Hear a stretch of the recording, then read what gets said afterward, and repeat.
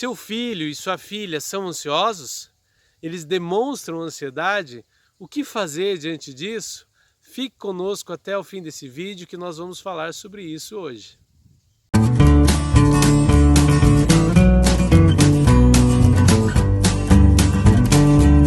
Olá, sejam bem-vindos ao canal. Eu sou o Fausto Carvalho, médico pediatra e escritor. Hoje nós vamos falar sobre ansiedade na infância, um tema mais do que presente, mais do que atual, mais do que nunca a gente tem visto crianças extremamente ansiosas, né? Há crianças demonstrando ansiedade com dificuldade para dormir, com alimentação exagerada, uma fome que não tem fim.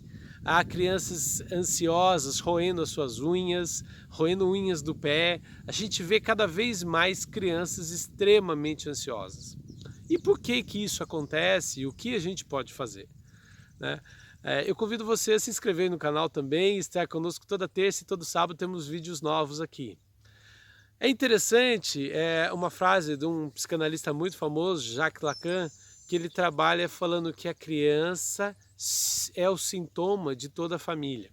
A criança ela manifesta em si aquela questão emocional, psíquica que está relacionada à família. Crianças ansiosas normalmente são frutos de famílias ansiosas, de pais ansiosos, de pai ou de mãe ansioso,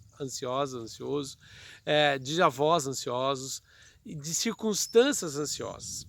Então, quando a gente começa a lidar com a criança ansiosa, normalmente a gente vê um pano de fundo, uma família que trabalha, que sofre com a questão da ansiedade, que trabalha nesse mundo ansioso. Isso é importante a gente conversar. É interessante que nós, pais, adultos, nós já tenhamos uma consciência de que a vida é assim, é difícil. É preciso olhar para o passado? Sim, é preciso olhar para o passado, porque no passado a gente aprende com o que aconteceu anteriormente conosco, com a nossa família. Mas nós não devemos ficar presos ao passado, porque a vida está acontecendo aqui no momento presente.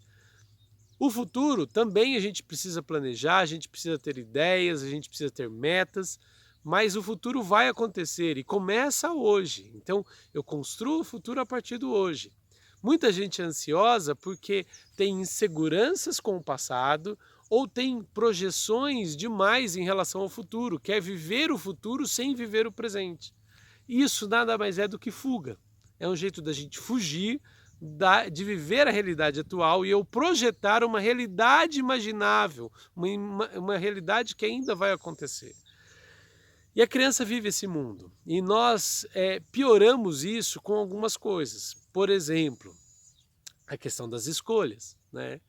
Eu já falei isso em algum outro vídeo atrás, né? Eu sou de uma época que a gente tinha 2 ou 3 tipos de calçados, 2 ou 3 tipos de tênis para usar e que a gente não escolhia. O pai ia lá, comprava, a mãe ia lá, comprava e normalmente comprava 1 ou 2 números maiores e colocava algodão na ponta ou um papel para que você usasse, não perdesse aquele calçado e era a escolha do pai ou da mãe.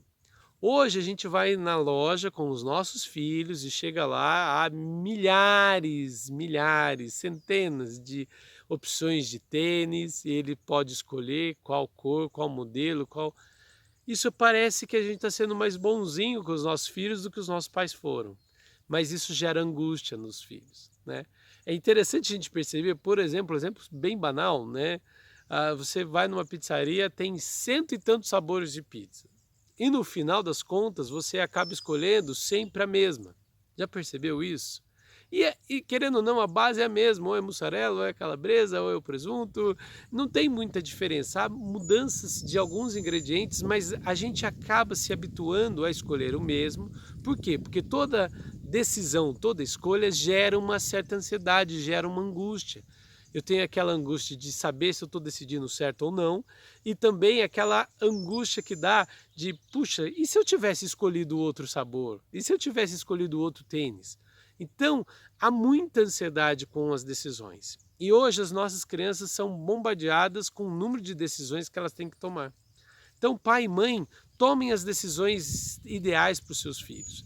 Claro, conforme eles vão crescendo, você vai dando autonomia para que eles tomem decisões próprias, decisões que afetem a vidinha deles. Mas aquilo que é essencial, você, pai, você, mãe, precisa tomar decisão. Segundo, Não fique colocando problemas do mundo adulto na cabeça dos seus filhos. Claro que a gente precisa que os filhos participem das nossas famílias, é importante que eles entendam que a gente às vezes está num momento financeiro mais complicado, um momento econômico mais difícil, ou um momento mais tranquilo. É importante a gente comentar, mas não trazer preocupações do mundo adulto para o mundo infantil.